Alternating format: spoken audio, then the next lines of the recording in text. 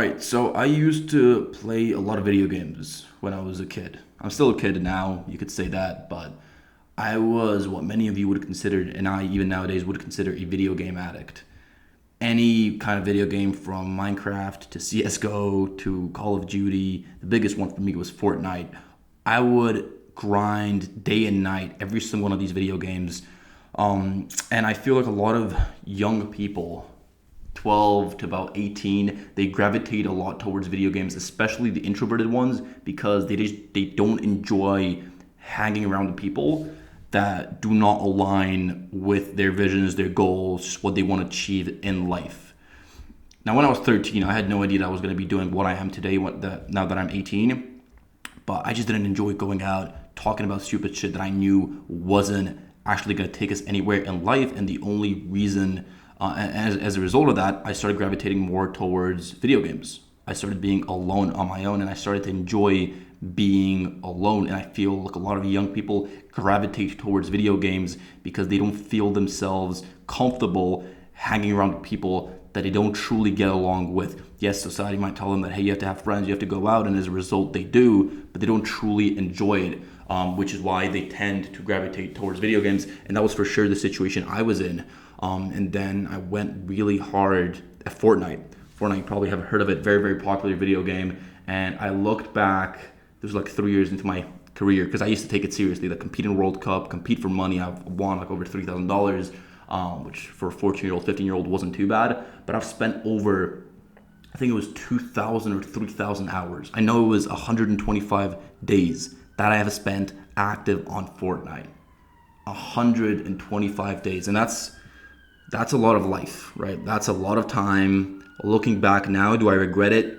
To an extent. I don't want to live with regrets, but if I would go back, I would definitely not spend so much time in front of a computer. But I feel like me doing all of that, me being on my own for so long, being alone and speaking with people who were 10, 20 years older than me on Discord, even though I might have not seen it then and I might not fully see it now, I know that it indirectly led me to where I am today.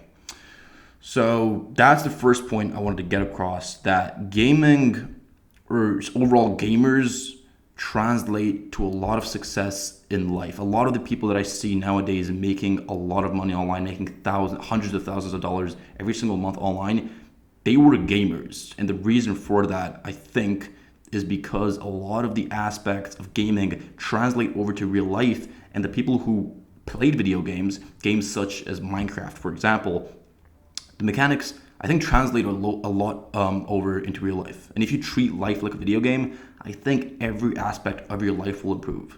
Now, I'm not saying treat it as if you were playing GTA 6, just go around killing people, but you were just leveling up in every way. I remember I used to play Minecraft a lot, especially in my younger childhood, and I would play on this server and I would just sit for hours and hours and hours just mining, and it wasn't just normal single player where you get diamonds. You would mine till get XP, and you can then buy stronger swords, stronger axes, so you could then kill people. And I would literally play this video game for hours and hours on end. I would grind it all night. I would stay up until like 4 a.m. even though I had school the following morning, just so I can level up, get more money in the game, so I could then buy a stronger gun and just level up. And it's crazy looking back now, but I feel like everything that these video games taught me, or that I learned, translate over to real life. And now that I look at life as a video game, and I feel like a lot of these young millionaires who are now super successful, I think they do the same, and it is mainly because of their gaming background. So that is, the first thing I wanted to get across. I have a couple points here. I didn't really want this to be like a super highly edited, scripted video of me. I just have a couple points that I want to get out of. And yeah, the first one is just gaming, I think, translates a lot to life. And just my story of being the super introverted, I wouldn't say shy, because I was never shy. I'm still not. But I feel I was introverted because I was not able to surround myself with people who had the similar values and similar goals as me. And as a result of that, I became super introverted and super to myself, and I started to enjoy me being alone, maybe even a little bit too much, and I still do to this day.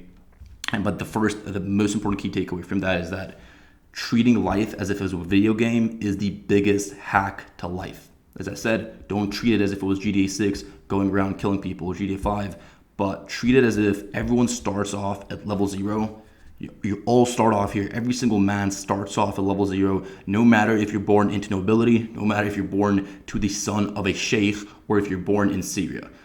Maybe a bad example, but if you're born in a first world country and you're healthy, you are starting at level 1 and you're competing with the rest of the world. There are some anomalies, like people in Syria, they're obviously at a much bigger disadvantage compared to kids born in the US to like a wealthy family, but it is nowhere near as rigged as compared to 100 years ago. 100 years ago, the only thing that mattered, I wouldn't be able to sit here filming myself with this microphone, with this phone, because it all came down to what kind of family were you born in and where were you born, right? Going back 100 years, if you were, I don't know, in Eastern Europe, for example, you wouldn't be able to do much with your life. But I'm happy to say that nowadays, that is not the case anymore. It doesn't matter if you're in Serbia or if you are in Toronto, Canada, both these people, no matter where they live, they start off at the same level, and they have the same potential, and it all comes down to them as a man to take matters into their own hands and level up in every aspect of human endeavor. Now, that's not just make more money, because I don't think money is everything. Very, very soon, when you reach a point where money and materialistic things don't change much, you start to look at smaller, more minuscule things that really matter in a man. Whether it's communication, whether it's the way he carries himself, whether it's his experiences, but it's safe to say that money is one of the big things, especially nowadays. Money kind of dictates what kind of man you are and what you have achieved in your life. There are a lot of people out there who make less than $5,000 a month, but they are real stand-up men who are men of substance. And there are millionaires that I know that have gone lucky with crypto. Maybe not gone lucky, but crypto blew up, or they sold some trading course and they now make $1 million a month. But when you sit down with these guys like on a table, you know that they do not deserve to be there. And I truly feel like God will give them another obstacle, or will give them something hard to overcome, and they will fail and they'll go back to step zero.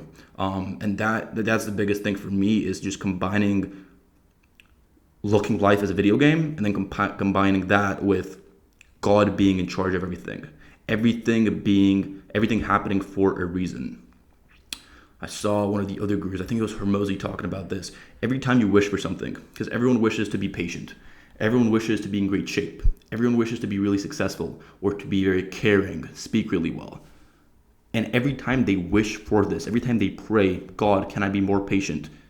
God will never grant patience at the start. God will give you then obstacles to overcome for you to be patient for 10 years, 20 years, so you can then have that skill and have the ability to be patient. So God will never give you directly what you ask for, but He will indirectly bless you with it as long as you do the work. Because nothing is really given to you unless you overcome the obstacles, the challenges that you are faced with.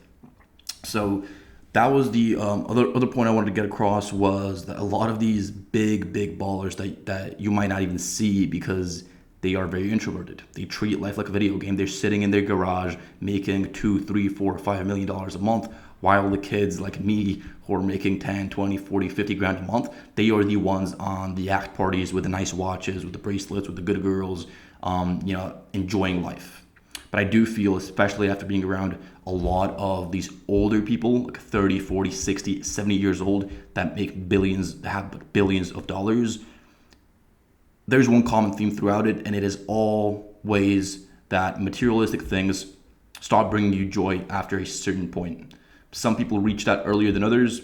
Someone might make 10 grand a month, and after that, he might not care if he makes 100 or 10, because nothing really changes. He's financially free, he takes care of his family, and after that, he literally goes to live in a cabin in Norway. There are people like that, and there are others that only stop enjoying materialistic things after like $20, $30 million. But there is always that point that comes, and that is where your other aspects of life start to have a big play on how people judge you. When you sit down on a table and every man on that table has over $100 million, money is a forgotten thing. No one really cares about money anymore. It all comes down to your skills, the way you carry yourself. Are you a man of substance? Have you actually gone through something in life? And that for me is one of the biggest insecurities I have to this day, being born in such a good family in a first world country. Even though I'm from Georgia, it is a great country. And I feel like me wanting to become the man I want to become, that person that I have in my mind has to overcome a shit ton, a absurd amount of roadblocks and hardship. And I feel like I haven't been faced with a lot of them. When I look up to a lot of these men, they always went through a really hard phase in life. I feel like I haven't gone through that yet, and I'm gonna have that insecurity for the rest of my time. I truly believe that. When I look to these men that were born in 90s Georgia in the Soviet Union, where someone was getting killed every 3 days, and they actually had to go through a lot of pain. They had their parents passed away. They were 16 years old, and they had to take care of their little brother who was 5. Therefore, they started to do anything they possibly can to feed their little brother. That is suffering and pain that I can't even imagine because of how good my life has been to this day. That's just something I've realized over the last year or 2 years. Slowly, I'm starting to realize that money really doesn't matter. Money is nothing, pretty much. It's something in the air. It's literally being printed, and it is absolutely abundant compared to other things that aren't.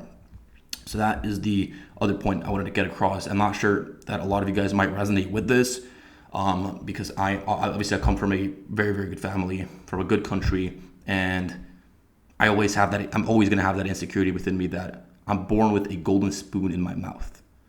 How can I become the man that I want to become when in my mind that man has overcome so much suffering, so much pain that me personally to this day I haven't been faced with?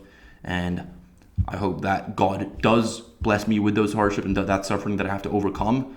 Obviously, I might wish for it now, but when I am in that situation, when I'm on the street, I have no money, I have no food, I'm going to wish that, hey, God, can you give me back everything I wished for? But that's just the beauty of life, isn't it? And then back to just the materialistic things, and then always chasing this new goal. That's something I struggled with, and I still struggle with it to this day. These psychologists call it the hedonic treadmill, where every time you set yourself a goal, whether that's to make 10K a month, you reach that point, and then after a certain period of time, your psychological levels return back to a base level, and then you're chasing the next goal. Super simple. You already know this. You hit 10K, you're happy for 2 months, you then want to hit 20, then 50, then 100, then a million. Just keeps going and going and going. You buy the new iPhone. A year later, another iPhone comes out. You now want that, and you're no longer satisfied with what you currently have.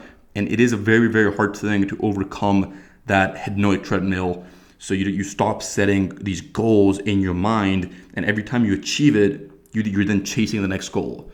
There was this some poem that someone wrote where, when they're 18, they say they'll be happy when they finish university. Then when they finish university, they say they're going to be happy when they get a job. Then it goes on until, when I'm retired, I'm going to be happy. When I have a grandson, I'll be happy.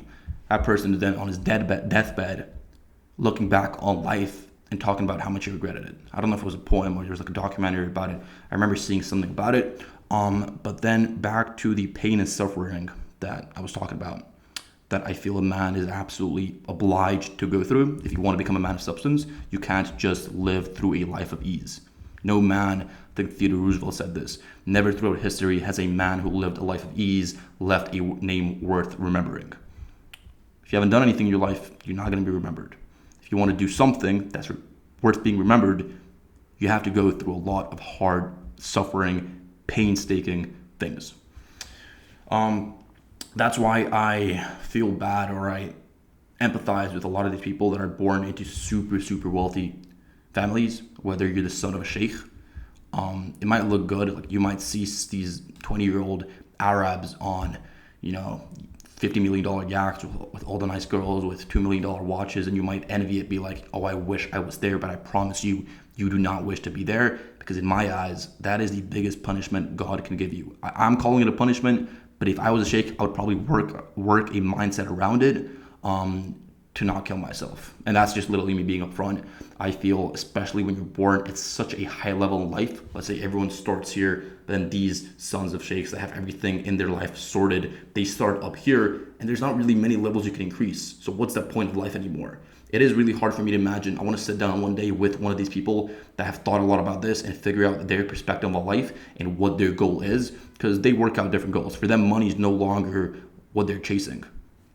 For you and me, it might be, but for them, they already have it in abundance. So it's no longer a thing they chase that they need because they've got so much of it. So that's just one other thing I wanted to get across. Stop wishing for something that is actually not good for you in the long term. You might stop, you just have some tunnel vision, look at it as, yes, I would probably enjoy having billions of dollars in the bank, or just billions of dollars for a month, for a year, maybe 2 years, but is that really going to bring you joy? Why do you think all these celebrities that have everything they need in their life kill themselves? Especially the ones who got it at a young age, who haven't really worked for it. These good-looking 18-year-old fucking Hollywood actors that blew up, whether it's the Brad Pitts or the Johnny Depps, they do not live a life of fulfillment. There's nothing to be fulfilled about.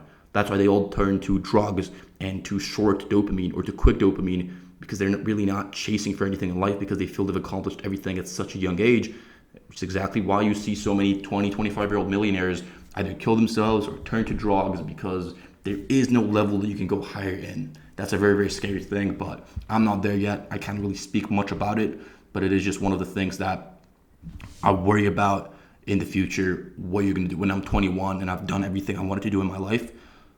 Not everything, but I've achieved all these materialistic things. What is my purpose in life after that? I can't speak much about it now because I'm not at that place yet, but that is just one of the obstacles or one of the roadblocks waiting for me when I get there. But the biggest key takeaway from this video, my goal with this video is to be more like a FaceTime where I'm literally speaking to you. I'm recording on my phone, no script. I've got like 5 bullet points that I want to go through. And my last one is, wherever you are, whoever you are, treat life like a video game. I promise you, your life is going to improve in every aspect if you treat it like a video game.